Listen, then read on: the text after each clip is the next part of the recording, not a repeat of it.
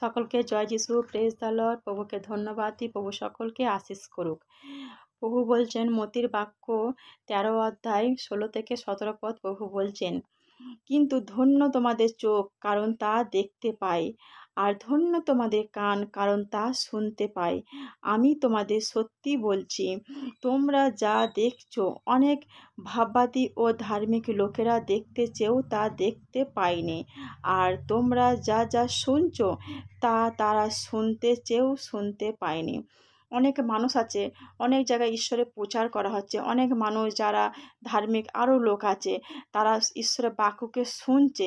অনেক জায়গায় ঈশ্বরের পবিত্র বাক্যকে প্রচার করা হচ্ছে, ঈশ্বরের বাক্যকে শুনছে, কিন্তু তারা ঈশ্বরকে বিশ্বাস করছে না।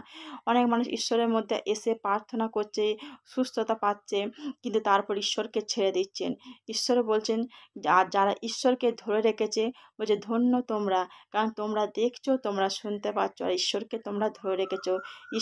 ঈশ্বরকে না দেখেও তোমরা ঈশ্বরকে বিশ্বাস করেছো।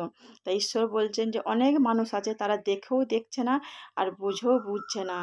তাই ঈশ্বরকে সকলে বিশ্বাস করুন। জয় যিশু, হালেলুয়া।